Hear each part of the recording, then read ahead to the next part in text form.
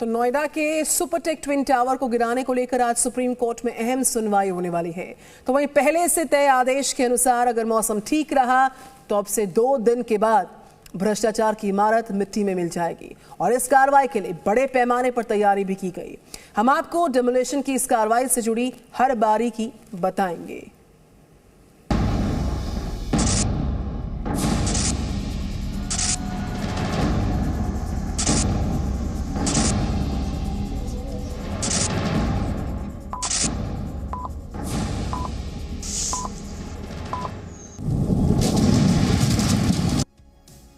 Supreme court के आदेश पर ध्वस्त होने वाली देश की सबसे ऊंची इमारत का काउंटडाउन शुरू हो गया है।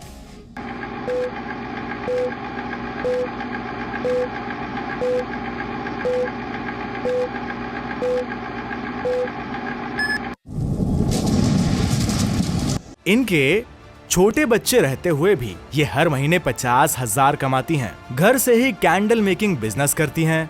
आपको भी सीखना है और करना है, फिर क्यों देरी? फ्रीडम ऐप को अभी डाउनलोड करें। 28 अगस्त को दोपहर 2:30 पर दिल्ली से सटे नोएडा के सेक्टर 93A में बनी इस इमारत को गिराया जाएगा। तो देश ही नहीं बल्कि पूरी दुनिया इसकी गवाह बनेगी। की तैयारियां पूरी हो गई हैं। दोनों टावर्स में जो एक्सप्लोजिव्स लोड किए जाने थे, एक्सप्लोजिव्स भी लोड हो गए हैं। 28 तारीख को 2:30 बजे ब्लास्ट किया जाएगा। लगभग 10 से 12 सेकंड्स में दोनों टावर डिमोलिश हो जाएंगी। सुपरटेक के ट्विन टावर अब गिरने को तैयार हैं और उसी के साथ अब आसपास की सोसाइटी वालों को भी निर्देश दे दिए गए हैं कि अब आपको 28 की सुबह से पहले उन सभी जगहों को खाली करना होगा जो कि यहाँ पर एक आप सोचिए सेंसिटिव पॉइंट में आती है, यानी कि 100 मीटर के आसपास का पूरा इलाका खाली कर दिया जाएगा। उसके पास जितने भी टावर हैं उन सबको खाली कर दिया जाएगा। लगभग 1396 फ्लैट हैं जो चिन्हित किए गए हैं और अब वहाँ से लोगों को निकलना पड़ेगा क्योंकि ये जो ट्विन टावर है उसका गिरने का समय आ गया है। इस इमारत को गिराने में कितनी लंबी प्रक्रिया है और कितनी हाईटेक तकनीक का इस्तेमाल किया जा रहा है, इस बात का अंदाजा इसी से लगा सकते हैं कि इसे गिराने की प्रक्रिया 6 महीने पहले शुरू की गई थी। हर किसी के मन में यही सवाल है कि इतनी बड़ी इमारत को गिराया कैसे जाएगा। वो एक टाइम में नहीं फट रहा है, वो 6 केजी, उसके बाद 10 केजी, कहीं 8 केजी, इस तरह का 9 मिनट में 3700 केजी फटेगा। सुपरटेक ट्विन टावर को ध्वस्त करने के लिए हर तैयारी पूरी हो चुकी है। ये विस्फोट कितना शक्तिशाली होगा, इसका अंदाजा आप इसी बात से लगा सकते हैं कि इसे गिराने के लिए 3700 किलोग्राम गोला बारूद इस्तेमाल किया जाएगा। इन विस्फोटकों को यहाँ पर जमा करने भर में 15 दिन का वक्त लग गया। 15 दिनों तक रोजाना 325 किलोग्राम विस्फोटक लाकर इन दोनों टावरों में लगाया गया है। विस्फोट के लिए ट्विन टावर की दोनों इमारतों के कॉलम, बीम और दीवारों में छेद किए गए हैं। 9640 छेद बिल्डिंग में किए गए हैं और उनमें विस्फोटकों को लगाया गया है। अब बात आती है कि किस तरह से इस ट्विन टावर में विस्फोट किया जाएगा, यानी 28 अगस्त को जो प्रक्रिया शुरू होगी उसका क्रम क्या होगा, सबसे पहले क्या किया जाएगा, इन सारे सवालों के जवाब हम आपको देंगे। सुपरटेक के 2 टावर्स में से एक की ऊंचाई कम है और दूसरे की ज्यादा। तो लंबाई में थोड़ा छोटा टावर है साइन, इसे ही पहले विस्फोट कर गिराया जाएगा, जबकि एपेक्स टावर को स्वाइन की तरह लेटरल पुल बनाकर गिराया जाएगा।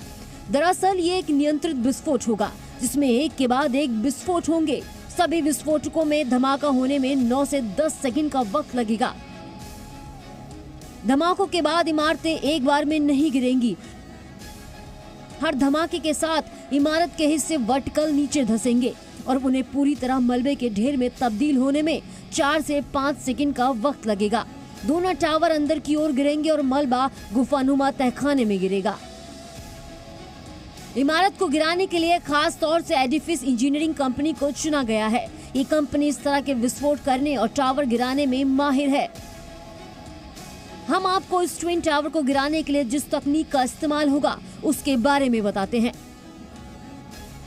ट्विन टावर को गिराने के लिए वाटरफॉल इम्प्लोजन कोलैप्स मैकेनिज्म का इस्तेमाल होगा। इसको आप इस तरह से समझ सकते हैं कि जिस तरह से कोई झरना ऊंचाई से जमीन पर गिरता है, उसी तरह वाटरफॉल इम्प्लोजन से इमारत भी गिरती है। जी मीडिया संवाददाता ने एडिफिस इंजीनियरिंग विस्फोटक विशेषज्ञ से बात की और इस विस्फोट में इस्तेमाल किए जाने वाली तकनीक के बारे में जानकारी ली।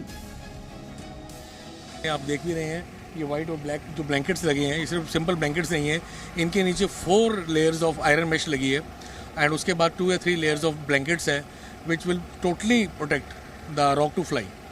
ऐसा कुछ नहीं होगा कि कोई कंकर भी बाहर जाए, कोई कंकर किसी फ्लाई नहीं करेगा। आसपास की बिल्डिंगों को नुकसान न पहुंचे, इसके लिए भी वाटरफॉल इम्प्लोजन तकनीक के जरिए खास इंतजाम किए गए हैं। विस्फोट के दौरान मलबे को इधर उधर उड़ने से रोकने के लिए एक जाल का घेरा बनाया गया है। कोलैप्स को जियो टेक्सटाइल कपड़ों में लपेटा गया है जिससे बिल्डिंग का मलबा कम बने। ऐसा इंतजाम किया गया है कि विस्फोट सिर्फ 9 मीटर की दूरी कवर करे। बताता हूँ, हम लोगों ने, आप देख भी रहे हैं ये व्हाइट और ब्लैक जो ब्लैंकेट्स लगे हैं, ये सिर्फ सिंपल ब्लैंकेट्स नहीं है, इनके नीचे 4 लेयर्स ऑफ आयरन मेश लगी है एंड उसके बाद 2 या 3 लेयर्स ऑफ ब्लैंकेट्स है which will totally protect the rock to fly. ऐसा कुछ नहीं होगा। 28 अगस्त को करीब 6 माह से चली आ रही लंबी प्रक्रिया का अंत हो जाएगा। ब्लास्ट डिजाइन के साथ टावरों को विस्फोट के लिए अंतिम रूप से तैयार करने में तकरीबन 6 महीने का समय लगा है, लेकिन 6 महीने की मेहनत का नतीजा सिर्फ 9 सेकंड में दिखेगा। बरुल भसीन, अंकित मिश्रा के साथ ब्यूरो रिपोर्ट, जी मीडिया। और इस खबर पर जी न्यूज की बड़ी कवरेज जारी है, जारी रहेगी लगातार। आदित्य प्रताप सिंह लगातार ट्विन टावर साइट से रिपोर्ट कर रहे हैं। वेरी गुड मॉर्निंग आदित्य, जो हाईटेक इंजीनियरिंग है उसके माध्यम से उस तकनीक का इस्तेमाल करते हुए तो 6 महीने से तैयारियां थी, अपने अंतिम पड़ाव पर अब आप पहुंची हैं। आप वहीं से रिपोर्ट कर रहे हैं, कितनी व्यापक व्यवस्था है, क्या कुछ जानकारियां सामने मिल पा रही हैं? हालांकि जी न्यूज की बड़ी कवरेज में हम सारी रिपोर्ट्स विस्तार से दिखा रहे हैं, समझा रहे हैं।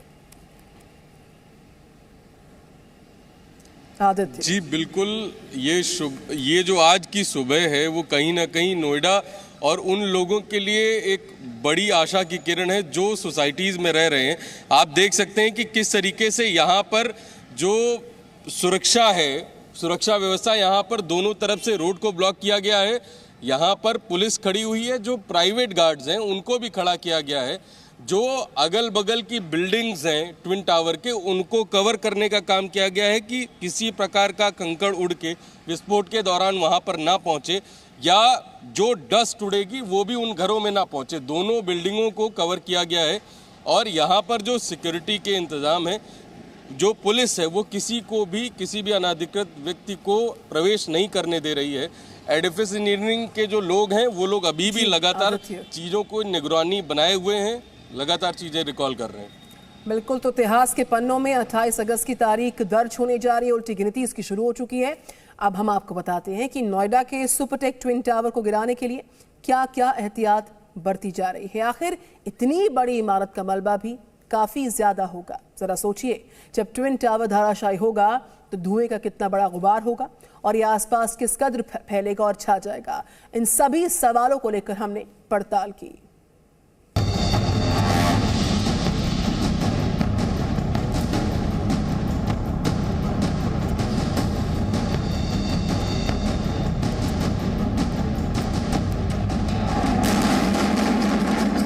महीने का प्लान 9 सेकंड में धड़ाम।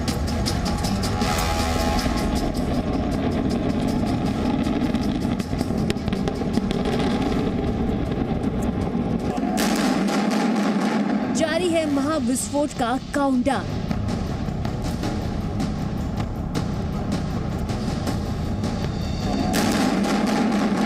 झरना विस्फोट से जमींदोज होगा ट्विन टावर।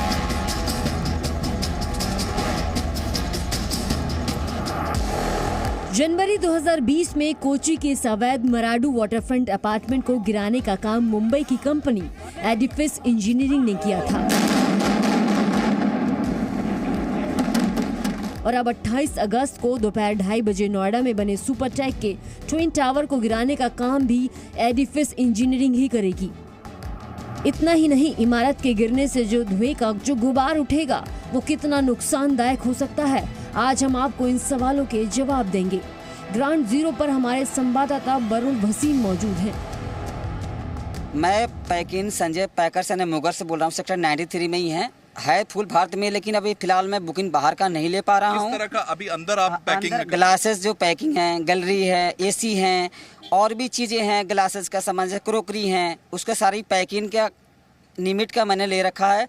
और मुझे 27 तारीख तक मुझे निर्भर लेना है, पूरा ओके में देना है मुझे, क्लियर। लगभग क्या आपके पास बुकिंग आई थी कि मेरे घर में आके सामान पैक कर दीजिए? बिल्कुल जायज, हाँ जायज है। घर से आए बहुत काफी घरों से? बहुत, एक घर नहीं होता है, बहुत सारे घरे होते हैं। उस घरों का हिसाब में जोड़ूं तो कुछ भी लिमिट नहीं है कि पैकर से मुगस के, आप समझ ही रहे हैं। तो यहाँ पर इस सोसाइटी में लगातार अभी लोगों का आ रहा है कि पैक कर दीजिए। और सुपर टेक भी हैं, यानी 3 टावर है जो पास में है, 9 मीटर का दूरी में है, उनका पूरा सामान का पैकर्स और मुगर्स का मैं हिसाब किताब कर रहा हूँ। कुछ मैडम ऐसे भी होते हैं कि कहते हैं कि नहीं, बाहर से हमारे कंपनी के लेबर्स आएंगे, कर लेंगे, बाकी जो समझदार हैं वो हमसे करवा रहे हैं।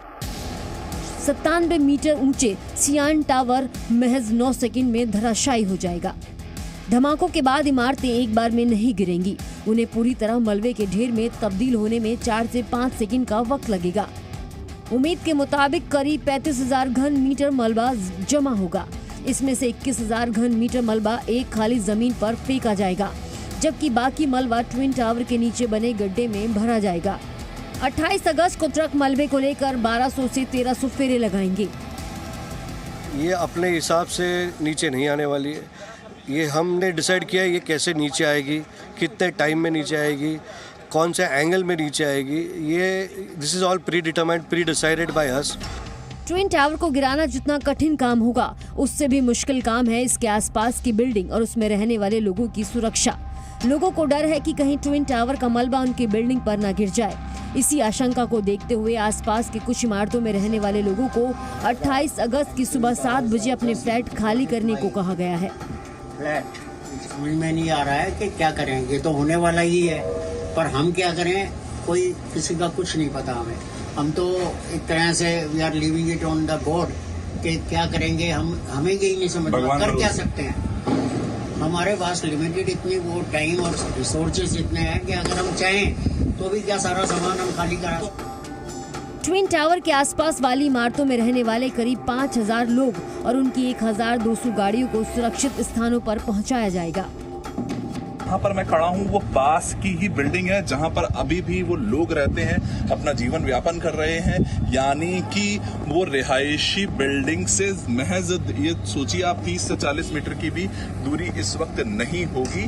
और वहाँ पर इस वक्त बारूद इस बिल्डिंग में भरा हुआ है और आसपास के लोगों की चिंता भी है। वो उनके इस वक्त दिल में ये है कि क्या हम अपने घर में वापस आ पाएंगे, क्या जिस दिन इस बिल्डिंग को विस्फोट किया जाएगा, ध्वस्त किया जाएगा, क्या वो इसी जगह गिरेगी, कहीं आसपास तो नहीं गिरेगी। ये सारी चिंताएं, यही सवाल है जिसको इस वक्त जी न्यूज़ आपके लिए सुलझा रहा है। आसपास के लोगों को डर मलबे से पैदा होने वाले धूल के गुबार को लेकर भी है। माना जा रहा है कि ब्लास्ट के बाद धूल का गुबार करीब 3 किलोमीटर के दायरे में फैल जाएगा और इसे छटने में लगभग 10 मिनट का वक्त लगेगा। हमें सुबह 7 बजे निकल के यहाँ से जाना है। When we come back, we don't know what the situation will be. Especially like asthma, people with asthma, we don't know what will be the dust level. हालांकि धूल के गुबार और मलबे से बचने के लिए आसपास के इलाके में बड़ी संख्या में जियो टेक्सटाइल फैब्रिक की चादरें लगाई गई हैं और खास तौर पर ट्विन टावर के पास वाली 4 इमारतों को ढका गया है। इमारतें भले ही ढक गई हों, सुरक्षा के इंतजाम भले ही किए गए हों, लेकिन डॉक्टरों की माने तो आसपास की हवा अगले 1 महीने तक प्रदूषित रहेगी और लोगों की सेहत पर असर पड़ेगा। जो आफ्टर इफेक्ट होंगे, जो गिरने के बाद जो कण जो पूरे वातावरण में फैलेंगे आसपास, वो जाके जो वहाँ पे लोग रह रहे हैं उनमें आंखों में जलन होना, स्किन के अंदर रैशेस होना, इवन गले में इचिंग होना या ब्रेन में हेडेक होना, और इसकी बात करें जो कार्डियक पेशेंट है उनके अंदर कार्डियक प्रॉब्लम होना, बीपी हाई हो जाना, अस्थमा वाले पेशेंट खासकर ब्रोंकाइटिस वाले पेशेंट्स हैं उनके अंदर अस्थमा अटैक्स बढ़ जाना, ब्रोंकाइटिस के अटैक बढ़ना, जो COPD के पेशेंट्स हैं उनके अंदर सांस की दिक्कत हो सकती है। आसपास रहने वाले लोगों के अलावा ब्लास्ट के समय वहां से गुजरने वाले लोगों की भी सुरक्षा का ध्यान रखा गया है। ब्लास्ट के समय आसपास से गुजरने वाले लोगों को कोई नुकसान न पहुंचे, इसका भी ख्याल रखा गया है। ब्लास्ट के समय आसपास की सभी सड़कें बंद रहेंगी। 500 मीटर के आसपास वाहनों के आने जाने पर पूरी तरह से रोक लगा दी जाएगी। नोएडा एक्सप्रेस वे आधे घंटे के लिए पूरी तरह से बंद रहेगा। 500 पुलिस कर्मियों के साथ साथ ट्रैफिक संभालने के लिए अतिरिक्त पुलिस की तैनाती की जाएगी। एसीपी ट्रैफिक को पूरे इलाके को देखने के लिए कहा गया। हम लोग भी विजिट कर रहे हैं। ट्रैफिक प्लान अंतिम रूप में है और जिसके जो आसपास के रोड हैं, खासकर जो ट्विन टावर को कनेक्ट करते हैं, चाहे वो पीछे हो जाए, दाएं बाएं हो जाए, सामने हो जाए, वो पूरी तरह प्रतिबंधित रहेगा। अब सवाल ये है कि जिस ट्विन टावर को 28 अगस्त को गिराया जाएगा वो भले ही चंद सेकंड में धराशायी हो रहा हो, लेकिन इसके गिरने से होने वाला असर लंबे समय तक रहने वाला है।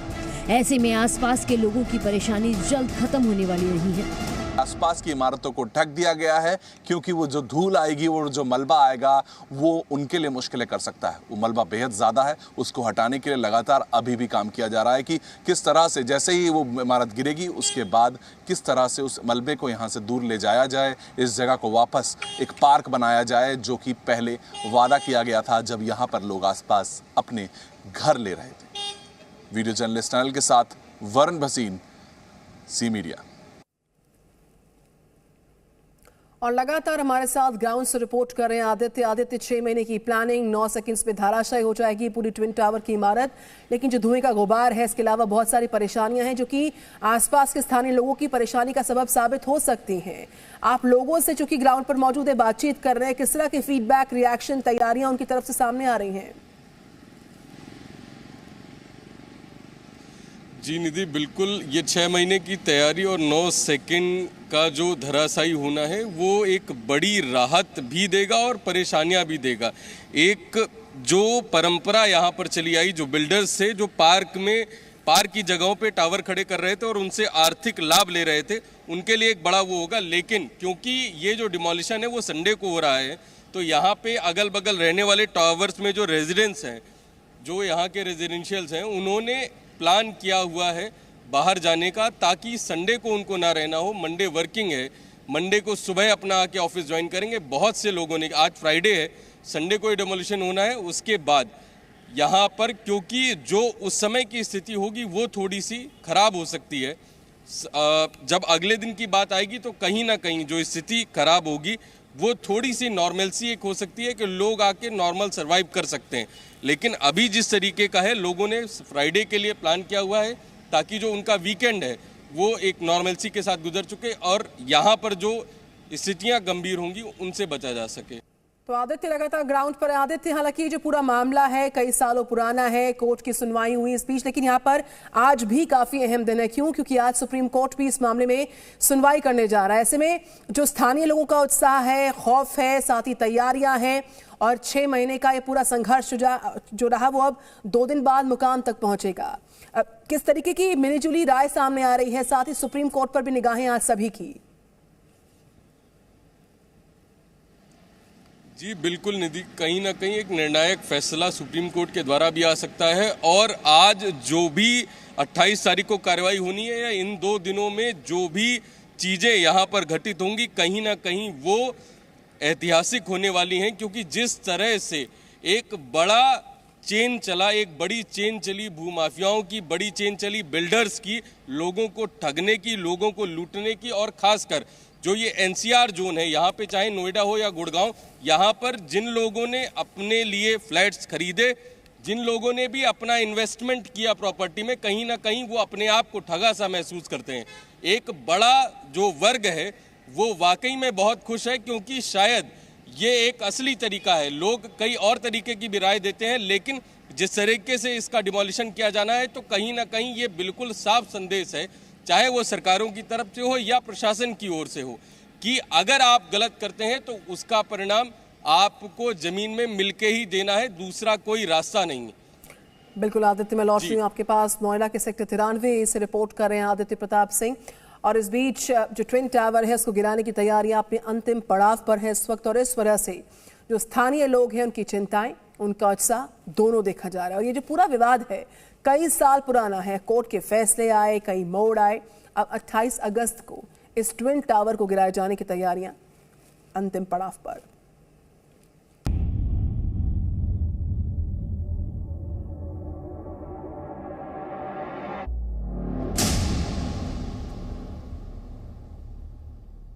सुप्रीम कोर्ट से मंजूरी मिलने के बाद बीते कई महीनों से नोएडा के सुपर टेक ट्विन टावर को गिराने का वक्त करीब आ गया है। लेकिन इतनी महंगी प्रॉपर्टी को गिराने का फैसला यूं ही नहीं लिया गया। दरअसल ये विवाद करीब 1.5 दशक पुराना है। नोएडा के सेक्टर 93A में सुपरटेक एमराल्ड कोर्ट के लिए जमीन आवंटन नवंबर 2004 में हुआ था। मार्च 2005 में इसकी लीज डीड हुई, लेकिन लापरवाही की वजह से कई बार जमीन बड़ी या घटी हुई भी निकली। प्रोजेक्ट में ग्राउंड फ्लोर के अलावा 11 मंजिल के 16 टावर्स बनाने की योजना थी, लेकिन आज ये 32 मंजिला इमारत के रूप में मौजूद है। नक्शे के हिसाब से आज जहां 32 मंजिला एपेक्स और सियाने खड़े हैं, वहां पर ग्रीन पार्क दिखाया गया था। इसके साथ ही यहां पर एक छोटी इमारत बनाने का भी प्रावधान था।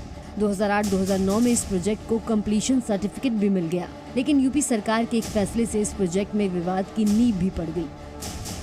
फरवरी 2009 में यूपी सरकार ने नए आवंटियों के लिए FAR बढ़ाने का फैसला किया। पुराने आवंटियों को कुल FAR का 33% तक खरीदने का विकल्प भी दिया गया।